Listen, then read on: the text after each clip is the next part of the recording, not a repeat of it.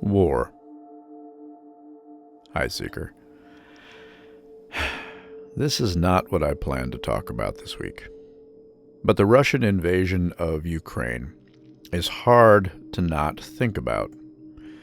In fact, it's part of why I've been silent for a couple of weeks. Yet war is nothing new.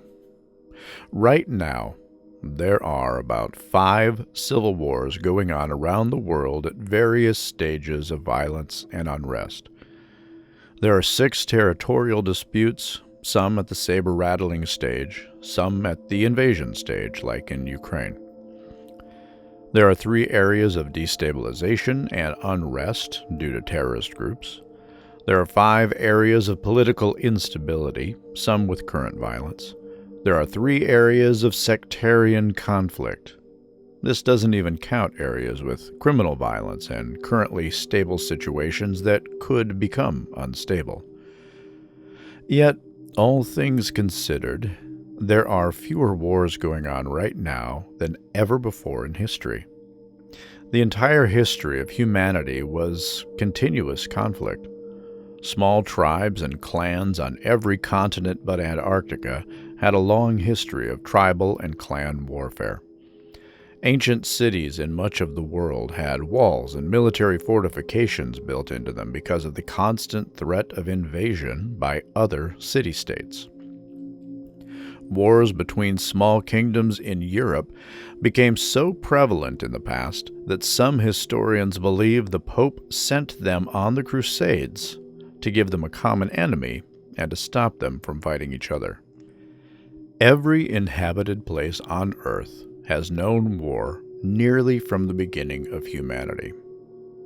No culture in history can honestly claim a peaceful past. So, what do we do about it at the moment?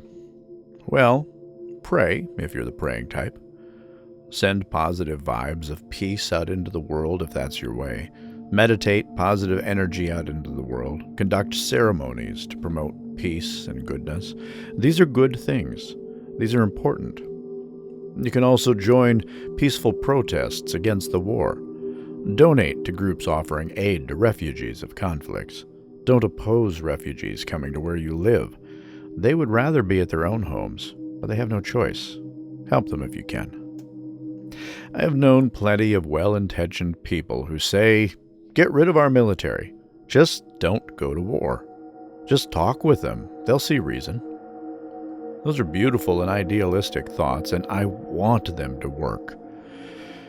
But I have to also be realistic. There are some people who are not interested in negotiating. They have no interest in compromise and no interest in peace. Some people just want to take what they want.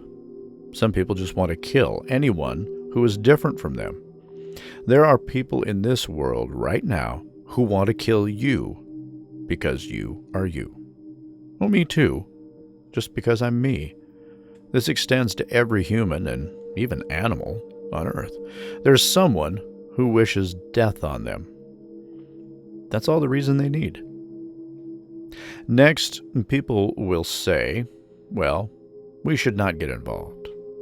Sometimes that is very true.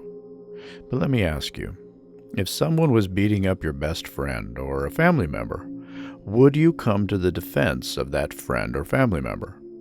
Would you help them? Countries are a bit like people. Every country has allies, friends, relatives, if you will. This is especially true for the United States, which likely has immigrants or people with ancestors from every other country on Earth. When one of those countries is in need, they often ask for help. The responsible and humane thing to do is to help. No, it's not a happy choice, but sometimes it's necessary. Around the world right now, there is the debate of just what to do about the invasion of Ukraine. Some go so far as to bury their heads in the sand and say there is no invasion at all. It's invented by the media or politicians. Some say we should immediately send soldiers to help. Others say we should just stay out of it. Some say the sanctions being imposed on Russia are the right path, while others say there should be more sanctions.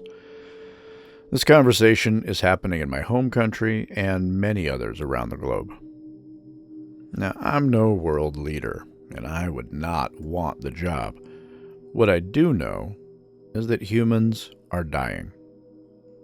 Right now, we have, playing out on our televisions, computers, phones, and tablets, a prime example of what I've spoken about already and will likely keep speaking about. Selfishness. A world leader is sending his own people to die and kill other people so that he can supposedly benefit in some way. Oh, there are excuses. Of course, there are always excuses. He says it's to liberate people, to end what most claim is non-existent genocide in Ukraine, replacing it with what amounts to his own attempt at genocide. There are excuses of national security, a recurring claim that so many countries use as an excuse to justify prejudices against other people. It's an excuse I often hear in my own country. We are far from exempt here when it comes to a healthy dose of selfishness. Maybe this is why I'm here. Most days, I don't know really why I feel so called to reach out to you and others. But in my heart, I keep feeling the need for peace and understanding.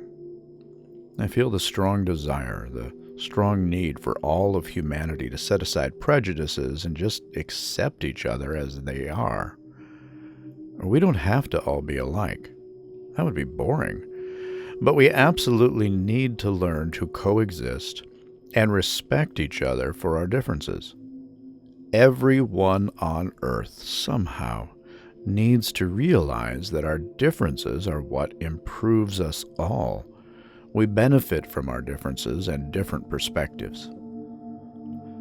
Until this happens, the unfortunate reality will be the continued investment in wars and the hopeful prevention of them. So much of military ideology revolves around building a strong enough military that no one will want to invade. It's about prevention and potential response. It's also used as a threat to move along financial agreements and political conversation. In many ways, it's also about money, because manufacturing weapons of war is profitable and provides jobs. What would happen if every nation on Earth put their first focus and financial power on human rights? What would happen if every nation focused on mutual benefit, mutual understanding, mutual support, and improvement? Imagine if all that money spent on the military was used to end poverty, end starvation, and improve the natural environment we rely on to live. You end those things, and many of the excuses for war are gone. I've read that U.S. Pentagon officials anticipate that many wars in the near future will be largely about fresh water. Just one of so many examples of things we could be working together as a planet to solve. There are some great cliches about war. War doesn't prove who's wrong or right, it just proves who's left. War is when young people who don't hate each other are sent to go kill each other by so-called leaders who do hate each other but won't kill each other. The thing with cliches is they often are so true. We know these things, but the wars go on. Yet perhaps there's nothing we can do about it. Perhaps humanity has seen so many thousands of years of constant wars and violence that has become encoded in our DNA, just as much as the need to procreate and to gather as societies.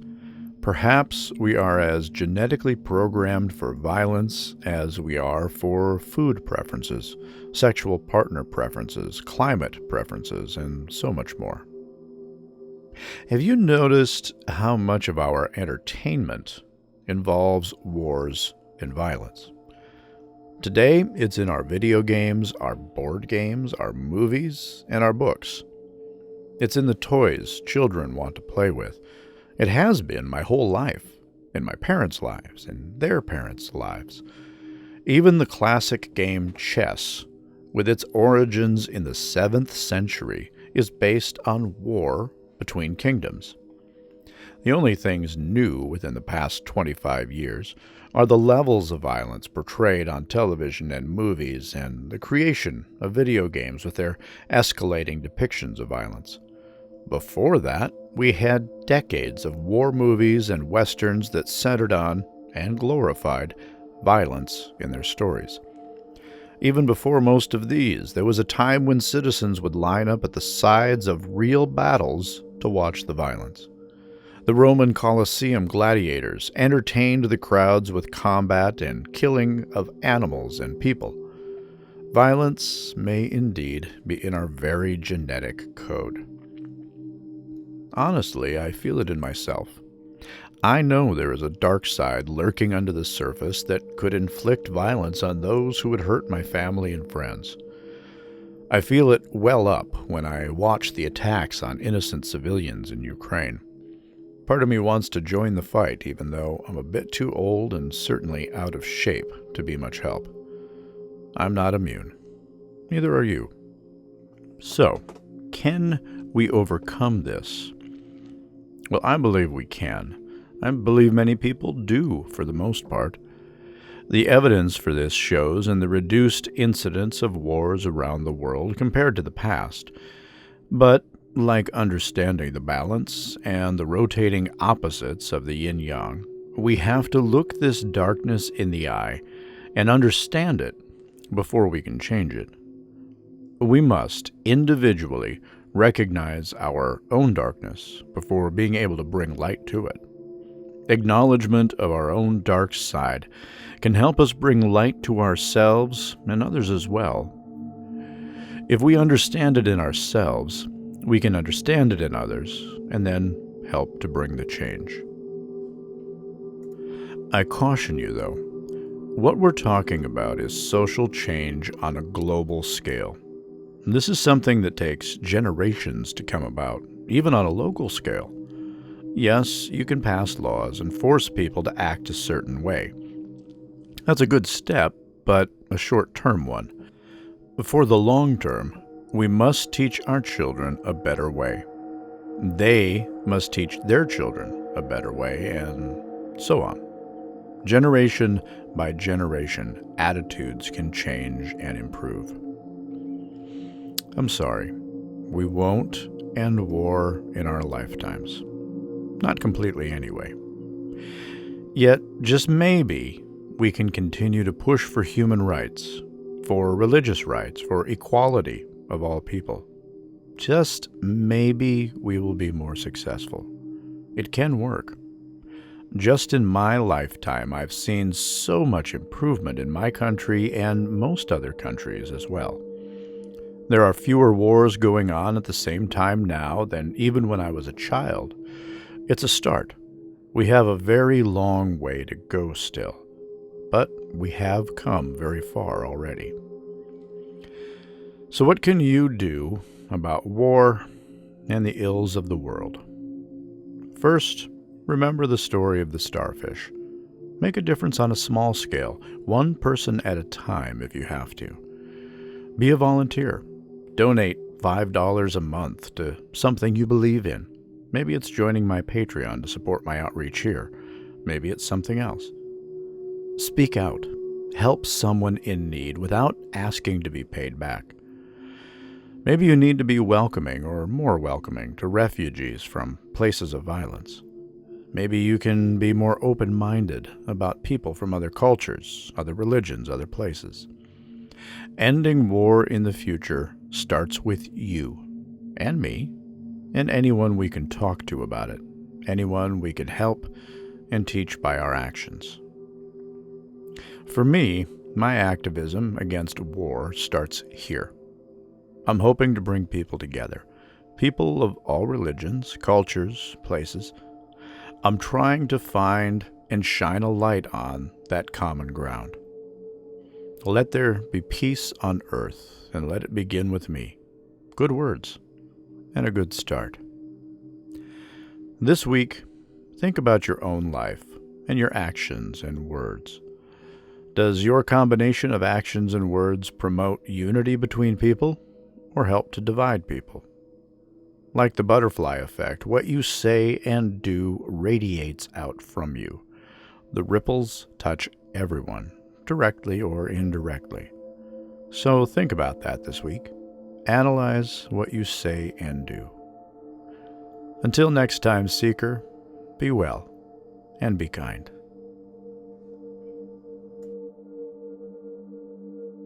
Thank you so much for joining me here today. Before you go, please subscribe to the channel. Then check out the links in the description below.